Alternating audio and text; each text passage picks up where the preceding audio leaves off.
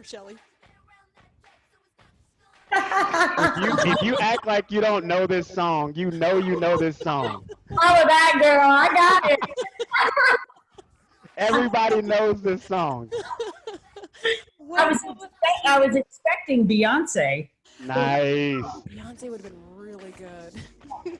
No, my fiance's been attacking me with Beyonce for about a week now. I'm okay. Like, good Lord.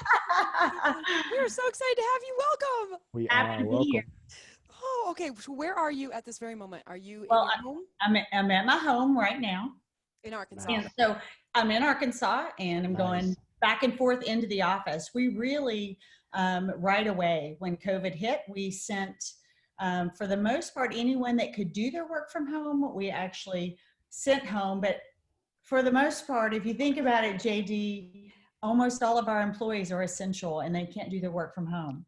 So our truck drivers certainly can't work from home, and our maintenance technicians and our operations teams that directly support all of our frontline, every one of those are still reporting in the office. We have had maybe 50–60% so we could socially distance, but our corporate office, we're all in the background in support. And so our corporate office really, for the most part, has been at home for the last several weeks. I love that. So Jess says she loves your accent.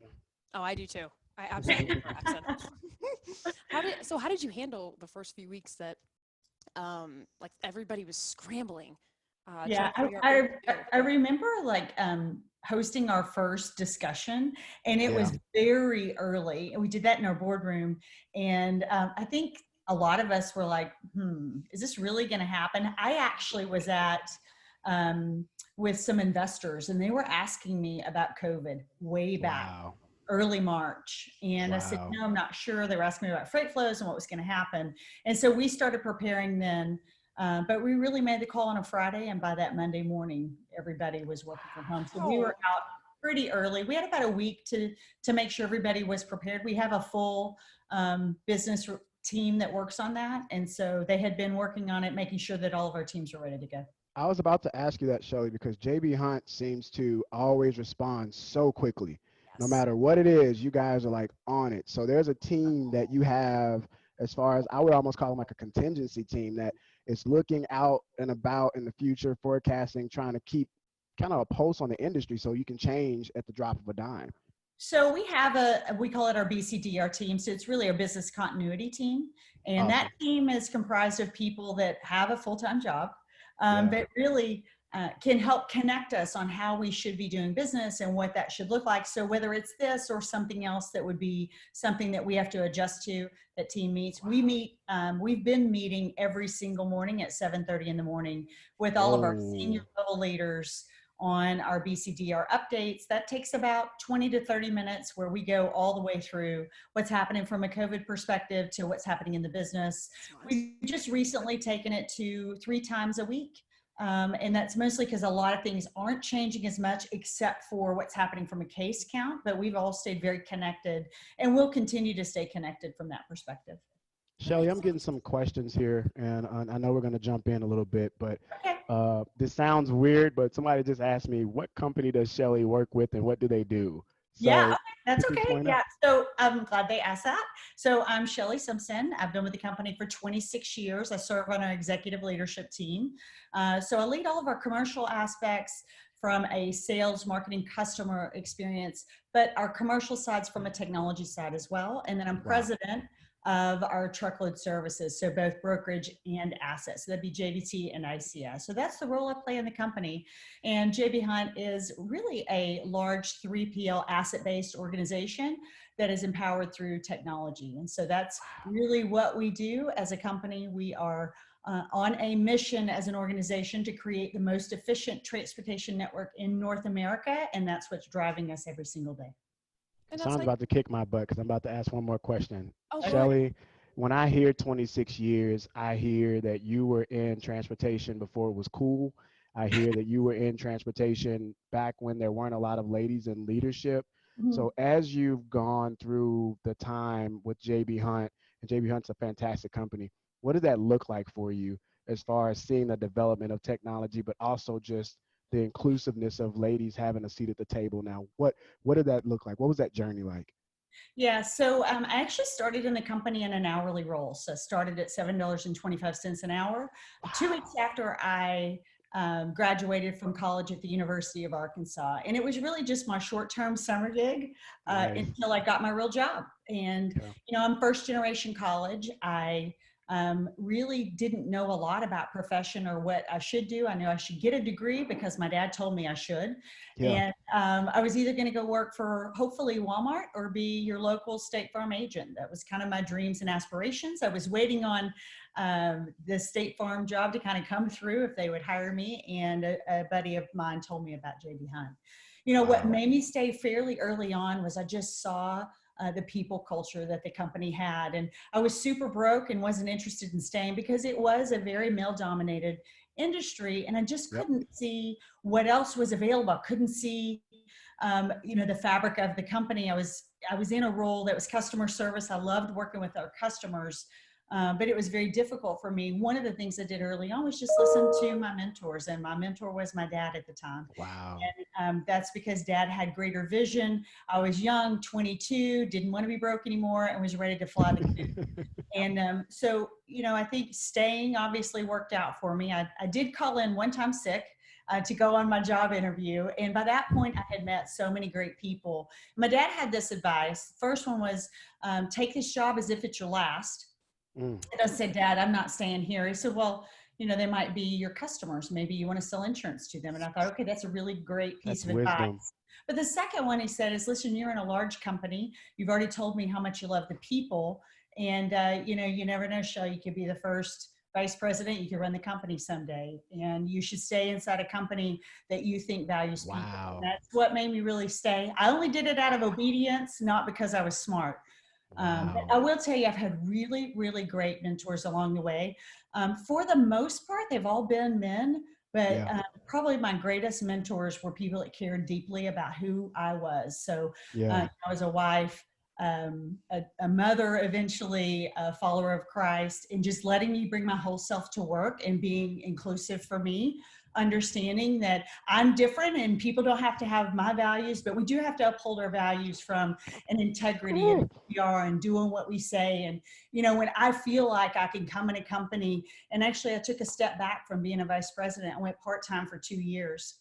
Really? Wow. And I came back full-time as a senior VP. And, I felt so guilty about doing that anyway, that when I came back, the way I was treated by our leadership team and just the people I worked so closely with, honestly, it's when my blood turned yellow. Wow. Good night. Like, jeez. The evidence of everything she's saying, because right now we have 260 people on Zoom right now. And I did notice on the screen that like J.B. Hunt people were rolling in.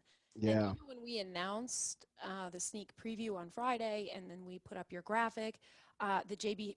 Hunt people were just jazzed. They were so excited, and they were messaging me. We have a bunch of J.B. Hunt people that are in the city of Madtropolis. Yes. And Brian Parker is probably our most active one. Shining star. And so him and I talked quite a few times about you coming on. So you're definitely not just speaking from your own opinion. Everyone's following you here, and they absolutely love you. So you've got a Shelley crowd. You should be proud of that. You got a question here though, Shelley, and I think it's interesting. And let me know if you can answer. If you can't, trust me, I definitely understand if you can't. They said if you can answer, how do you feel that JB Hunt 360 has disrupted the industry? Yep. So let me try to just take that a little bit different, because I feel like for so long, all of us in the industry have been disrupted, and it's always someone coming in trying to disrupt the way we do business. And, I think that's good, and they're entrepreneurial, and that's the way they think. But, for all of us, we should all be thinking about, what does my cycle of innovation really look like? How do I think about disrupting who I am and what I do, really adapting to that new thought process and what we can do together? And then finally, how do I accelerate through that as an organization? Because we really do believe if you can try to focus forward and not hang on to ideas that will wind up dying over a period of time, really changes the way you can go to market. And honestly, our people, they want to work for a progressive company. They want to work for a company that's constantly thinking about not just the way we do business, JD, but also how we are with our people. How are we with our Yeah. customers? How do we think differently? Listen, Yeah. we don't want to change anything that's been working for us. Our commitment to safety, our commitment to our people, meeting the promises of our customers. We want to say exactly what's important to us, and then we want to do it. That's a big part of who we are overall. And so I think the disruption in the industry that's happened, some of that's happening to us and some of it we're doing to ourselves.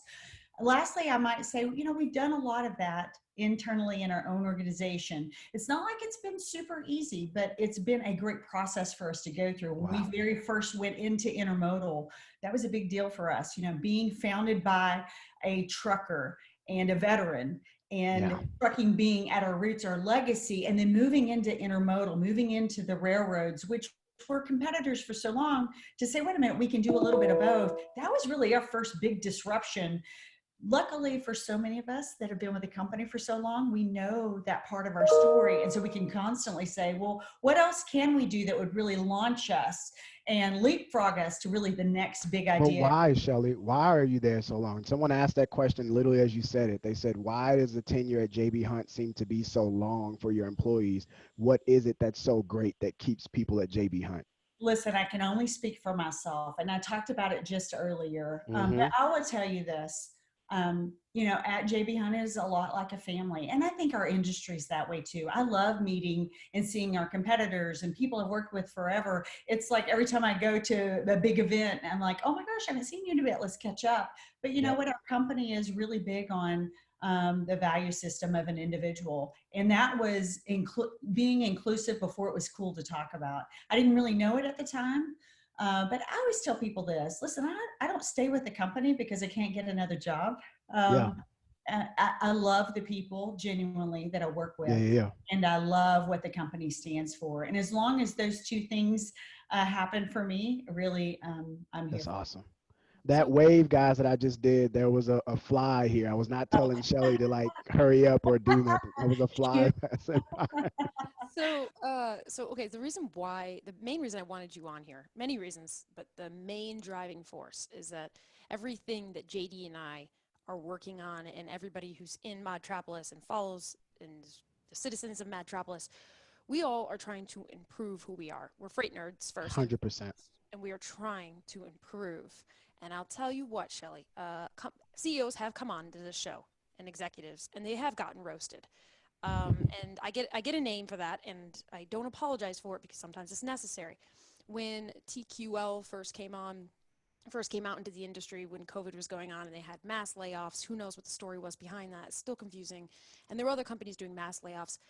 We suddenly saw, and I don't care about J.B. Hunt. They're not my client. They're not paying me, and I just have no ties. So J.B. Hunt was doing the opposite as many companies were doing and have continued to do the opposate throughout 100%. the last months.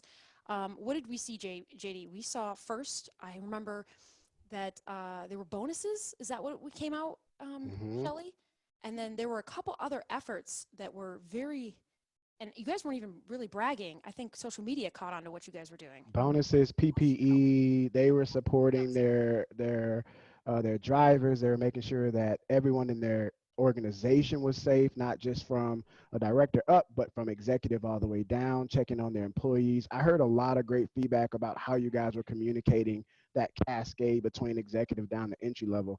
So being an executive and being one of the leaders in the industry, how can other companies emulate that type of communication and proactiveness?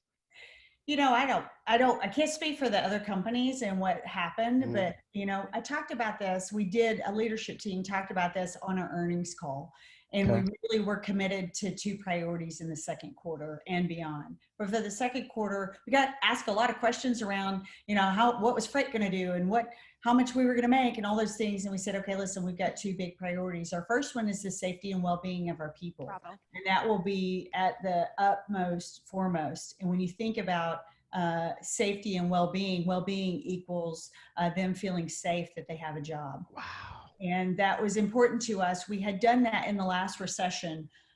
We had really stuck by our people in the last recession, and it made us such a stronger organization. So for those of us all that had been with the company so long, had seen that as a result. And so when we went to working from home, it was actually our first week that we started talking about, what was happening and what our drivers and maintenance technicians and all of our frontline office Good employees job. doing for our organization. And honestly, when you think about the heartbeat of our company as our driver is the voice to our customers, or the voice to us internally on how we can do things and do better. Out of our 30,000 employees, 20,000 of those are drivers. And that immediately made us think, you know what, we really should think about a bonus for our frontline. And that's what we did for all of our drivers, all of our maintenance technicians, and anyone that was in the field supporting either one of those. That's actually where we gave company bonus in total. But we also did things like, you talked about PPE, that was important to us, but I always say we did our own PPP, if you will. We wanted to make sure that every single person would continue to earn a paycheck. We had some customers that were shut down. We were moving them to other locations. And then if we couldn't provide them work, we actually continued to pay them Good job. as an organization. And so I can just say this, we are fortunate as an organization that we are essential to move America's goods. And I think that that means we have the luxury that maybe not everybody has. So I don't really want to say it in judgment of anyone else. Of course, of course. We're in a unique position that we can help lead and we can be in the front. And that's what we want to be focused on, not so much what others didn't do, but what our responsibility is to our people. And that's been front and center for us overall. You have a good question here, Shelley. And this is from James Forrester. He says, without mentioning any company names. So Shelley, on MadGaines, to give you preface, we are uniting carriers, brokers, and shippers. We realize that the silos have to stop in order for us to come together as the trucking industry together. So that means that brokers are trying to learn about carriers, and carriers are trying to learn about brokers and shippers. Yeah. So James says, without mentioning any company names, what makes a great shipper? Well, I will tell you, in 2014, the phrase shipper of choice became in vogue. And it's because we were going through a tight part of the industry. And so we actually did a study on what created a shipper of choice. And there were 34 attributes that we really graded a customer, if you will. And we looked for the correlation between the grading of our customers and shipper of choice. And we actually only found one specific attribute that had a very strong correlation.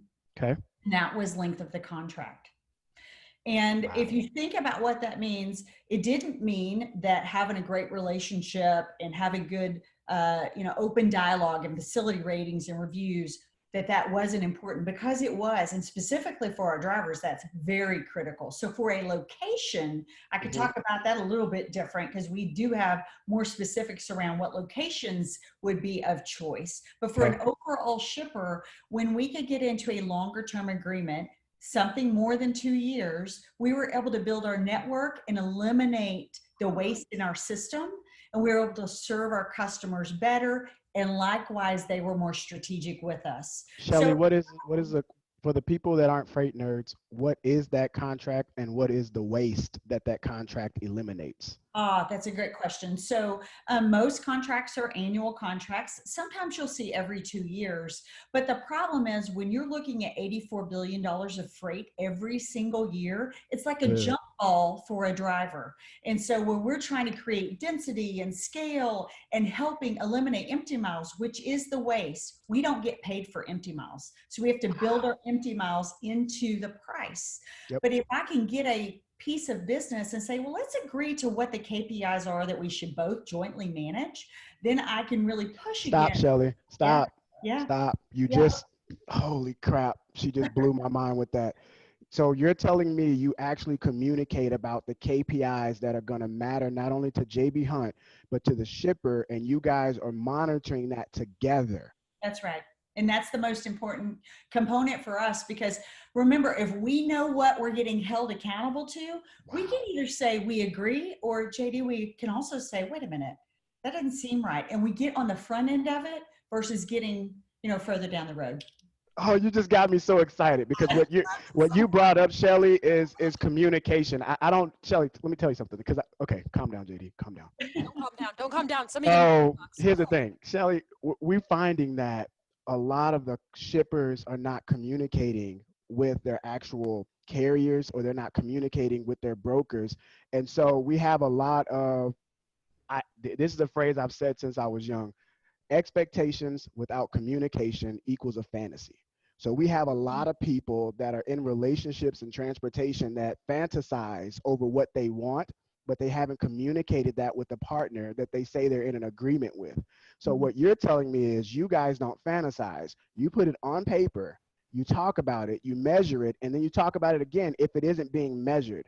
So how does is that's almost like a secret sauce. I mean, and it shouldn't be so secret, but that's a secret sauce. Never Well, gonna let this go for a month now. I'm pretty sure that we fantasize as well about My what we want. gosh. But I think that it is important. You know, I haven't met a customer that says, "Hey, JD, I'd really like my facility to be really bad and crummy to your drivers. I'd like to not give you a restroom. I'm going to Yeah. make you wait 6 hours, and I feel good." Yeah, yeah, yeah. Good Like point. that. Customers want to figure it out too. Customers want to eliminate the same waste we do. Wow. So you have a question here. How is the dynamic between the brokerage managers and the asset operations managers? Is Yeah. there the same internal challenge as would be externally? Well, certainly we have our challenges, but let me say this: we have what we call highway services, and that's really what I lead inside the organization. And inside highway is both our asset part of our company, which is our legacy truckload business, and our brokerage business. Both of those actually live with me from a leadership perspective. And so we've done a really nice job over several years really moving our people in and out of both parts of that company to really understand what's the value proposition for each part of the business. And just because one area is doing well does not mean it's negative for another area. And so I always say rising tide raises all ships.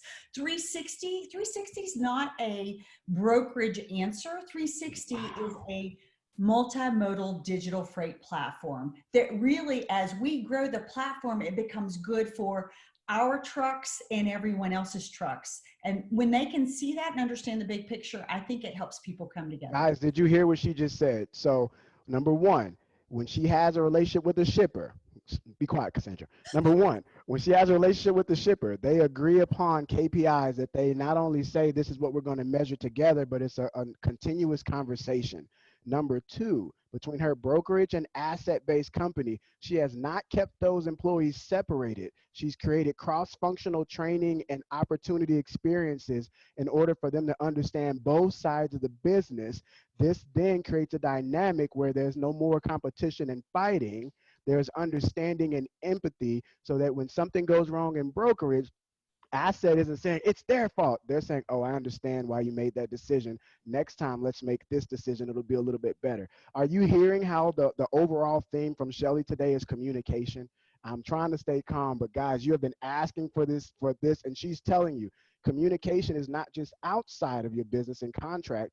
She has promoted an environment of communication inside of her own company for her own employee development. Shelly, that is huge. Like, Well, you made it sound really good. I'm sure we have lots of examples where it's not. So I listen to that and think, wow, we need to do that.